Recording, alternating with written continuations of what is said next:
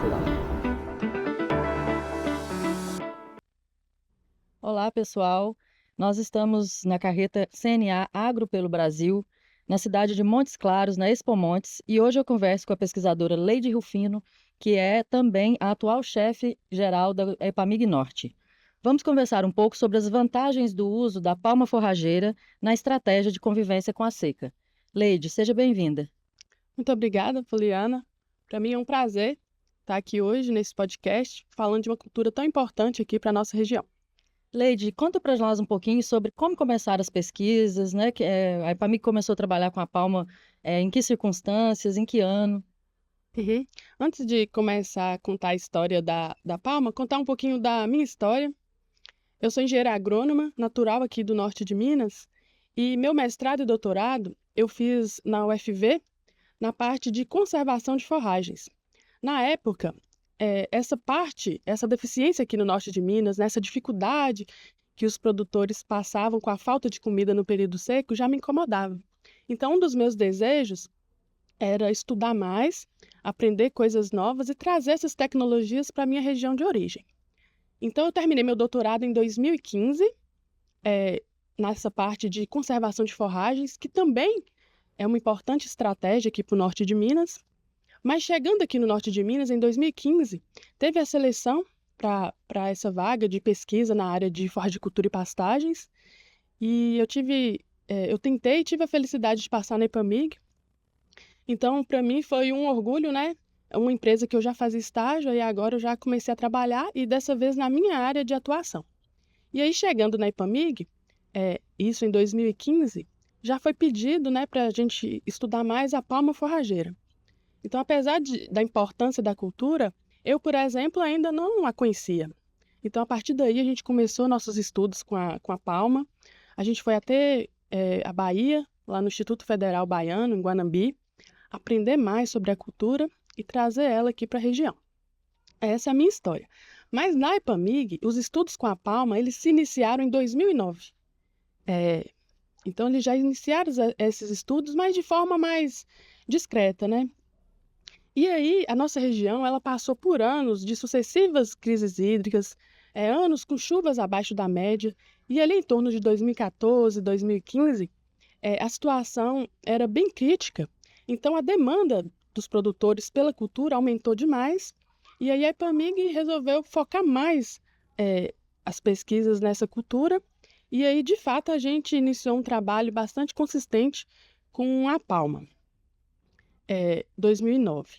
Em 2017, aconteceu um importante evento, que foi uma parceria que a EPAMIG fez com o Instituto Agronômico de Pernambuco, o IPA, que ele cedeu para nós 25 genótipos de palma, para a gente avaliar esses genótipos nas nossas condições edafoclimáticas.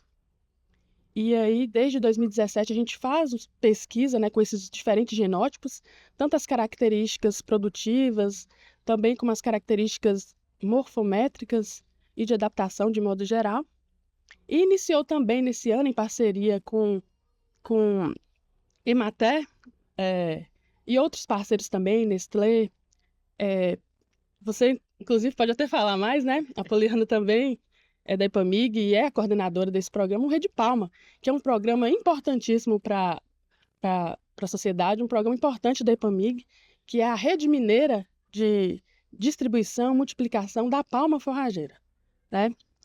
Aí, Poliana, assim, eu acho que você fala melhor do que eu, do Rede Palma, mas é isso, esses importantes eventos aconteceram na EPAMIG, né? Início das pesquisas em 2019, a implantação do Banco Ativo de Germoplasma em 2017, início do Rede Palma. Então, a gente foram ficou os bem... eventos que marcaram, né? Que marcaram.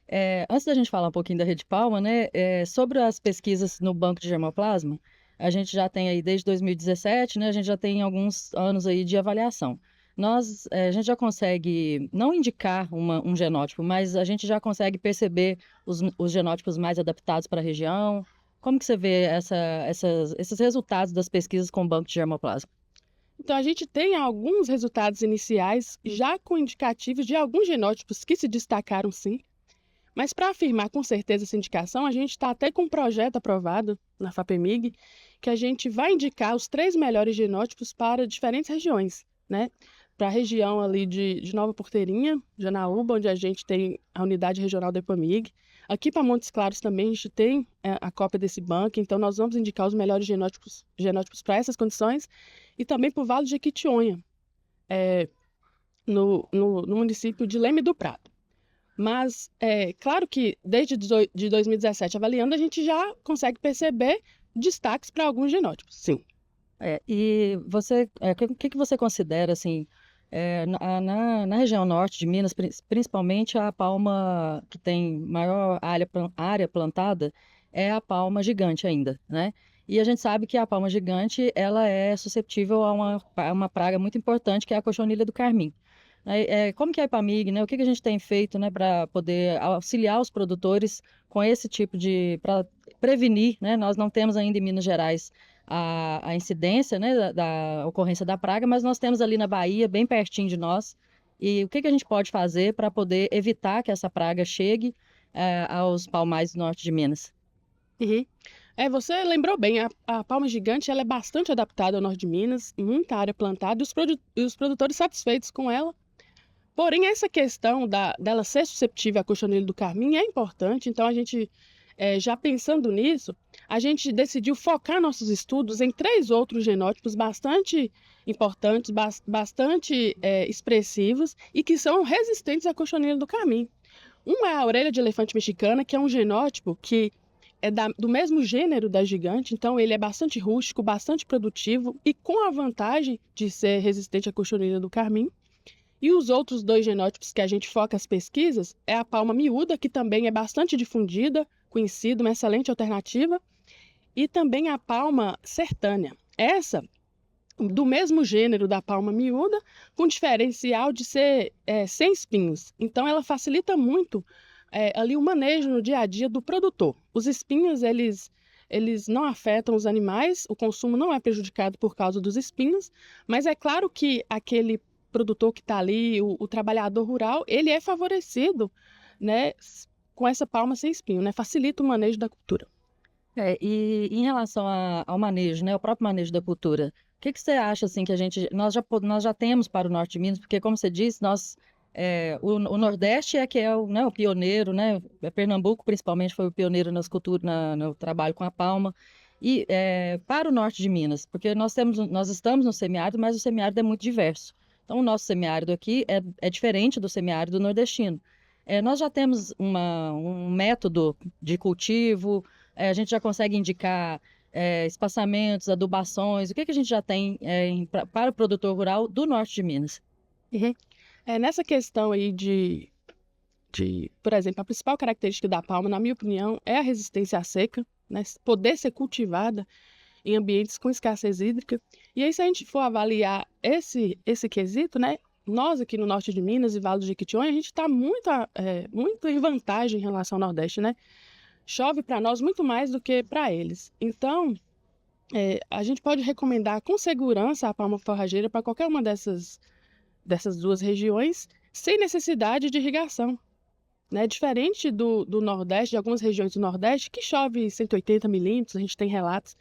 Então, lá eles precisam preocupar também com alguma irrigação de salvação, ou com alguma palma mais resistente à seca, por exemplo. A gente sabe que a orelha de elefante é mais rústica do que a miúda, por exemplo, que para nós, o que a gente percebe é que qualquer um desses genótipos que a gente escolher, eles vão funcionar bem aqui na nossa região. Então, a gente tem essa vantagem de poder escolher. Então, assim, aproveitando que eu falei dessa vantagem aí da resistência à falta de água, eu gostaria, por exemplo, de elencar as principais vantagens, né? Que aí as pessoas perguntam, se ela produz bem aqui, a gente chove mais do que o Nordeste, por que é tão vantajoso escolher palma? Porque a gente está numa região que tem anos que a gente sofre com falta de água, outros anos menos. Então, a gente nunca tem essa certeza de como será nosso período chuvoso. Então, a palma ela te dá essa segurança. É uma planta que a gente pode plantar seguramente de sequeiro e ter a certeza que a gente vai ter essa comida daqui 1 ano, 2 anos, né? Como o produtor escolher, iniciar a colheita. Então, essa é uma grande vantagem. Mas ela tem a vantagem também de ser muito produtiva, Se a gente comparar a palma com outras espécies forrageiras que a gente tem o costume de cultivar aqui, ela tem produtividade muito elevada, né? A gente consegue facilmente 400 toneladas de matéria natural por hectare. Então, é uma produtividade, assim, surpreendente para uma cultura de sequeiro. Outra vantagem que eu considero da palma é que ela é uma reserva estratégica para o período seco, né? Que é quando aqui a gente passa por essa dificuldade, né? A maioria dos produtores aqui do norte de Minas, chega o período seco, eles têm essa dificuldade, falta comida, eles não têm comida suficiente para o rebanho. Então, muitos deles têm que desfazer dos animais, às vezes por um preço que não é interessante, porque não tem comida suficiente. Então, a palma, ela está pronta para ser fornecida aos animais no período seco. Então, isso é interessante. E uma outra característica que eu considero assim, importantíssima é que ela pode ser armazenada no próprio campo. Então, o produtor tem ali sua reserva estratégica de palma e, por algum motivo, ele não precisou utilizar, ele pode deixar a lavoura no campo e utilizar no ano seguinte ou nos próximos anos. Então, assim, é fantástico, é uma segurança impressionante. E voltando para a pergunta que você fez assim com relação a como que a gente vem trabalhando, recomendando, então a gente percebeu aqui que as palmas elas se desenvolvem bem. Então a gente já vem testando espaçamentos com uma densidade menor, porque a gente percebeu que, por exemplo, a palma gigante, orelha de elefante mexicana, se ela tiver área para desenvolver, ela produz bastante cladódios, né, raquetes por planta. Por exemplo, nos nossos experimentos, a gente já conseguiu mais de 150 raquetes numa única planta. A planta que teve espaço para poder crescer e se desenvolver. Então, assim, atualmente a gente vem indicando um espaçamento. É claro que vai depender do sistema de produção de cada produtor. A palma ela não tem uma receita de bolo, né? Vai depender do sistema de produção, de como que funciona ali a rotina na fazenda do produtor. Mas a gente recomenda um espaçamento, por exemplo, de 2 metros entre linha, porque a gente percebeu que as palmas se desenvolvem bem. E com relação aos espaçamentos entre plantas também, a gente vem estudando, né? Uma densidade interessante que a gente acha de 40 mil plantas por hectare. Mas, por exemplo, eu estou com um experimento no campo que a gente está testando uma densidade de 10, 20 e 40, porque a gente acredita que se a densidade for menor, que elas vão desenvolver maior e talvez a produtividade seja semelhante. Compensa, né? Compensa. E com relação ao que a gente trouxe lá do Nordeste, é que o primeiro corte ser feito 2 anos após o plantio, e a partir daí o corte anualmente. Só que a gente percebeu também que 1 ano após o plantio ela já está bastante desenvolvida na lavoura, né? Principalmente se aquele produtor dá um trato bom para a palma, né? O que ela precisa de verdade. Então também a gente vai testar agora nesse mesmo experimento, além das densidades, né, dos espaçamentos, a gente vai testar também a frequência de corte. Quando cortar? Se a gente cortar todo ano, é igual a gente cortar a cada 2 anos ou 4 anos, a gente vai comparar isso, né? Eu faço um corte e somo esses 2 cortes e vejo se produziu igual, melhor ou pior do que 2 anos ou 4 anos. Acho que vai ser uma resposta interessante. E com relação à intensidade, no experimento que a gente já desenvolveu, a gente viu que quanto menor a intensidade de corte, né? Quanto mais alto for o número de plantas deixadas, a produtividade é maior no ano seguinte. Então, a gente... É um resultado de pesquisa muito interessante, Muito né? interessante. Muito importante para a região, porque às vezes as pessoas, na hora do corte, elas deixam somente a planta-mãe, né? Não deixam nenhuma reserva para o próximo ano. E se for um ano com pouca chuva, nós não vamos ter uma reserva na planta-mãe e pode acabar com a produtividade do palmal. Então, esse é um resultado bastante relevante. Bastante relevante. E geralmente, Poliana, quando que os produtores tomam essa atitude drástica de cortar e deixar apenas a planta-mãe? Geralmente, quando não se programou direito, e aí chega no período seco, não tem nada de comida, e aí a palma está lá verde, ele acaba baixando esse palmal ao ponto de deixar só a planta-mãe, correndo um risco de perder o palmal, né? Então, isso não é recomendado, não é uma prática recomendada, né? Lógico que a gente não vai recomendar deixar todos os cladódios, porque ele precisa alimentar o gado, mas deixar pelo menos 3 cladódios filhos, né, que a gente chama ali na planta-mãe, pelo menos 3, para garantir a produtividade no ano seguinte. E isso que você falou foi muito importante. Além de produtividade, a longevidade do palmal. Isso aí tem uma reserva, porque vai que a gente passa por um ano problemático em termos de água, né? Chove muito abaixo da média. Então, o que vai determinar a sobrevivência da cultura no campo vai ser a reserva ali. Então, se você baixou muito, deixou só a planta mãe, corre o risco dessa planta não sobreviver, não aguentar o período de estiagem, e aí você perder seu palmal e não ter comida para o ano que vem. Como a gente está falando em água, né? Eu acho interessante você falar também sobre a necessidade hídrica da palma, né? Comparar com o milho, por exemplo, né? Porque quando a gente fala que a palma é resistente à seca, é tolerante à seca, fica uma coisa muito vazia, né? Mas assim, em termos de número, o que você pode... Aí você me apertou, Poliana. Eu, de número assim, eu não sei de cabeça, né? Mas depois eu vou até pedir você para me ajudar, eu sei que você sabe esse número.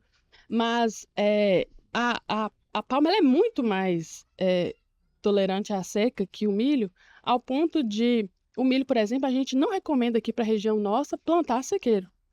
A pessoa que decidir plantar o milho, a gente recomenda que seja plantado no período chuvoso e ainda com a possibilidade de irrigação de salvação, porque a gente tem períodos de veranicos que são o quê? Períodos de seco durante o período chuvoso. Então, a gente ainda tem essa dificuldade aqui no norte de Minas. Então, o produtor que planta o milho, ele corre o risco de chegar o período chuvoso, plantou a cultura, precisa ali de água para ela desenvolver, completar seu ciclo, falta água. E aí ele perde a lavoura porque não aguentou um veranico. A gente tem histórico aqui de veranico de 20, 30 dias. Então, o milho, por exemplo, a gente não recomenda sequeiro e quando planta no período chuvoso, ter pelo menos uma irrigação de salvação, se não tiver irrigação, que possa ser utilizada durante todo o ciclo. Diferente da palma, que a gente não recomenda irrigação, não é necessária irrigação, e aí sobrevive bem a partir de 300, 400 milímetros de água, é suficiente para a palma, e o milho acima de 800 milímetros, abaixo disso já é um risco iminente, e é o que acontece com a gente, né, aqui no norte de Minas.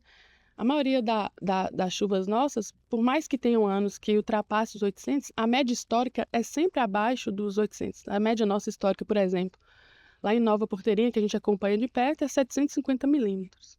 Então, a palma realmente, né? 300 milímetros, 300 a 400 milímetros, ela já produz bem, com uma boa produtividade e tem a longevidade, que é muito importante. Em relação aos produtores, Leide, o que você viu, assim, você viu algum avanço? Porque eu lembro que quando a gente começou as pesquisas, existia muito preconceito dos produtores em relação à adoção da palma como uma estratégia para a convivência com a seca aqui na região. Você acha que os produtores começaram a enxergar a palma de uma maneira diferente? Eles já estão considerando a possibilidade de ter ali uma reserva estratégica num palmal? Você acha que nós tivemos algum avanço em relação a isso? Acredito que o avanço foi muito grande, né? No início, por exemplo, quando a gente iniciou as pesquisas, a resistência era muito grande, os produtores viam a palma assim como que eu posso dizer? A última das opções, eles achavam assim que só poderiam utilizar a palma se não tivesse jeito com mais nada. E meio que foi assim. Esses anos que eu te falei, 2014, 2015, praticamente nada que foi plantado conseguiu completar o ciclo sem irrigação. A gente teve problema com capins, né? Por exemplo, as braquiárias e os pânicos, a gente teve histórico de muita morte. Sorgo, que é uma cultura recomendada para nossa região e normalmente de sequeiro, também não conseguiu completar ciclo. As outras, então, a gente nem fala, né? Porque já são mais exigentes. Então, os produtores meio que se sentiram, assim, a necessidade de testar a palma, já que as outras não vinham dando certo. E aí, aqueles produtores que deram oportunidade para a palma, aí sim, eles já gostaram, viram o potencial da cultura e hoje a maioria deles tem essa reserva estratégica na fazenda, mesmo conseguindo produzir outros tipos de forrageira, eles conseguem entender que é uma reserva importante. Então, eles já reconhecem o potencial da cultura, então eu acredito que o avanço foi muito grande. E a cada dia mais a gente vê essa defesa dos produtores com a cultura. Sempre eu conto nas palestras, né, que eu passei por essa resistência em casa, por exemplo. Meu pai é produtor rural e quando eu apresentei a cultura para ele, ele também ficou resistente, assim, não gostou da ideia, mas acabou testando também por necessidade. E hoje ele é entusiasta da cultura. Qualquer pessoa que chega na fazenda, ele quer mostrar o palmal, mostra a importância. E desde essa época que ele deu oportunidade para a palma, ele não fica mais sem. é uma estratégia que ele utiliza, faz parte do cardápio forrageiro, né, da fazenda, é uma das forrageiras que ele tem na fazenda e ele usa ela, mesmo em anos bons de chuva, a palma faz parte da alimentação do rebanho dele. É muito legal esse seu depoimento, né? Porque você viveu em casa, Uhum. né? Essa questão da mudança da mentalidade do produtor, né? E a importância de não colocar todos os ovos numa cesta só, né? Então, eu acho que o produtor precisa realmente ter diferentes opções, né? A gente costuma falar que a palma não é a salvação, né? Ela é mais uma alternativa, né? Que o produtor precisa ter. E o que a EPAMIG tem feito? Aí a gente entrando um pouquinho, né? Dentro do programa Rede Palma, né? Que você já explicou, que é o programa que a gente trabalha com multiplicação e distribuição para os produtores rurais, né? Qual o objetivo desse programa? Você tem acesso aos números? Quantas raquetes já foram distribuídas? Os principais parceiros? Conta para nós um pouquinho sobre isso. O Rede Palma, ele é um programa assim que é interessantíssimo, né? Acho que foi um divisor de águas aqui na nossa região. Graças ao Rede Palma, a gente teve a possibilidade de distribuir mudas e vários produtores terem acesso à cultura. O programa, ele é um programa mineiro de seleção, multiplicação e distribuição de palma na região. Como que funciona? A EPAMIG, ela fornece mudas, né, raquetes de palma para os produtores da região. Alguns vão montar unidades demonstrativas, outros campos de multiplicação. E o compromisso do produtor com a EPAMIG é utilizar essa palma que ele produziu, a partir do momento que ele começar a colher, ele fornecer para algum vizinho de fazenda, algum produtor rural, a mesma quantidade que ele recebeu, assim realimentar o programa. E aí a intenção nossa com esse programa, que inclusive, né, você é coordenadora, você pode até acrescentar alguma coisa, é fazer com que ela seja difundida para o maior número de produtores possíveis. E a gente fica muito feliz com os números, porque realmente é impressionante o tanto que a gente já conseguiu avançar e ter acesso, né, Poliana? Atualmente, né, até 2023 e 2024 a gente ainda não contabilizou, mas ele já está presente em 66 municípios, com 91 unidades demonstrativas e 642 campos de multiplicação. Então, é um número assim, muito expressivo, né? São municípios do norte de Minas e do Vale de Jequitinhonha, e já foram distribuídas pela EPAMIG mais de 2 milhões de raquetes. Então, a gente fica muito feliz e orgulhoso, né, desse programa e de ver os relatos, né, a satisfação dos produtores que têm acesso à palma depois do retorno deles para nós, falando dessa importância.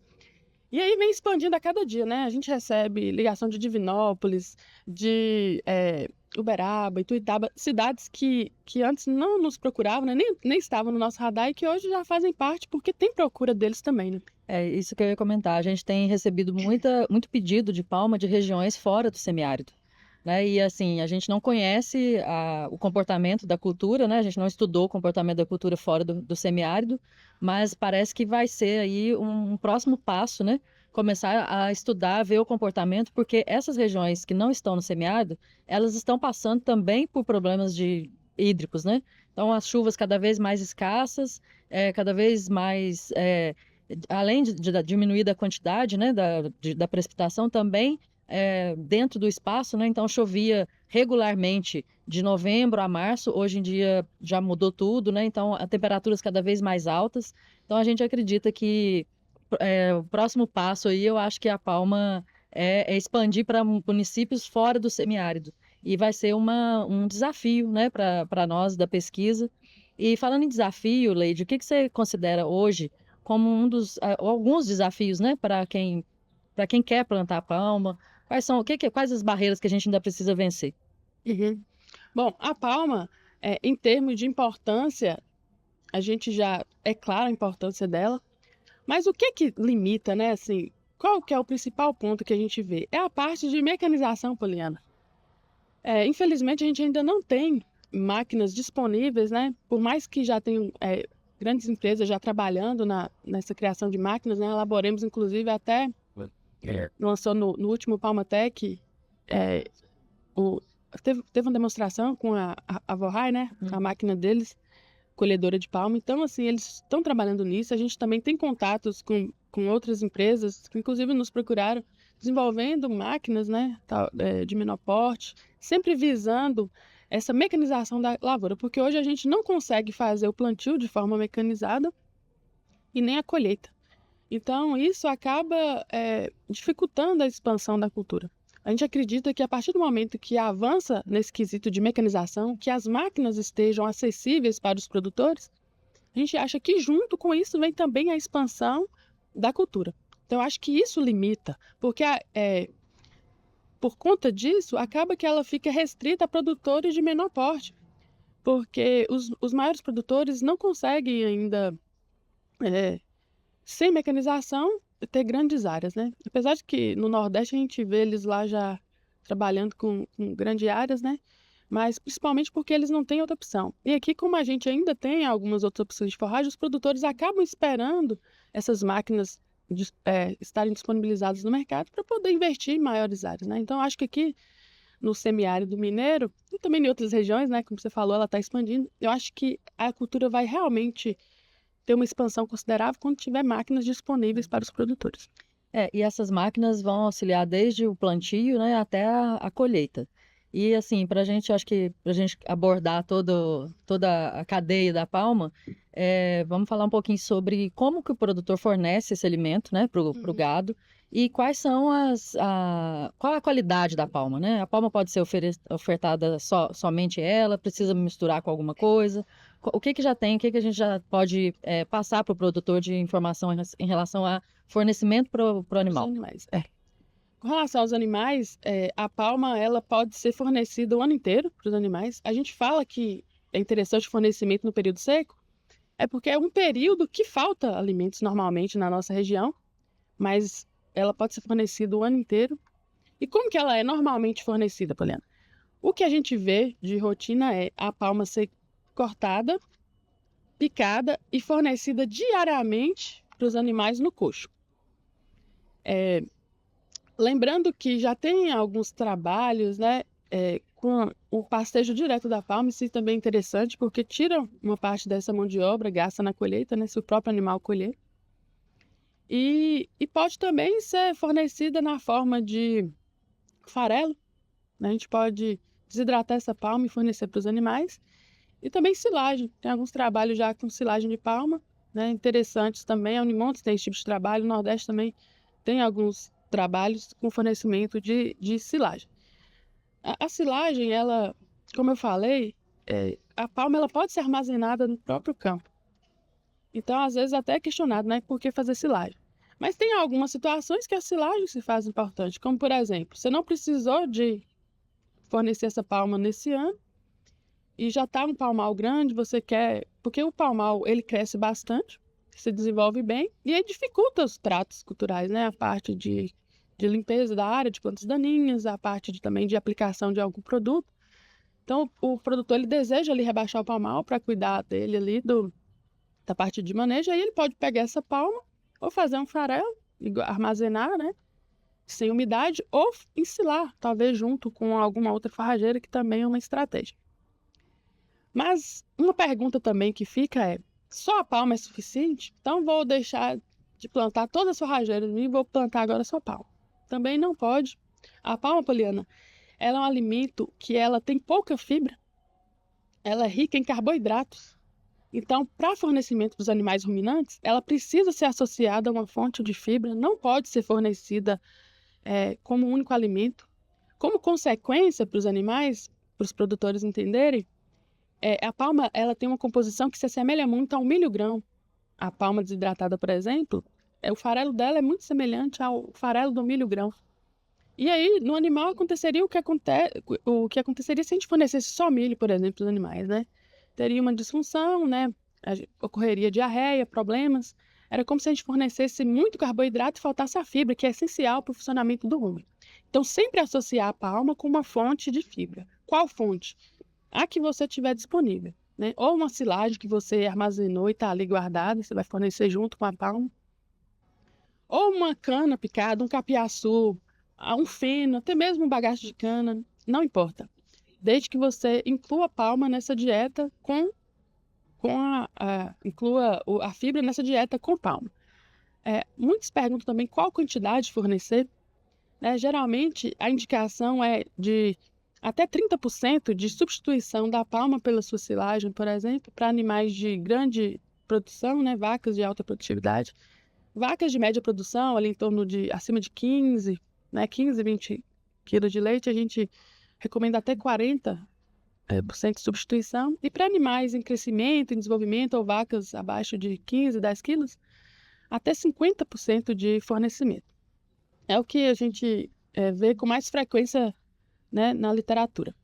Mas, assim, por exemplo, nos últimos dias também eu participei de uma defesa de tese da Unimontes, que eles fizeram silagem, Poliana, de palma, de sorgo, perdão, com níveis de palma até 60%, e a qualidade da silagem foi boa.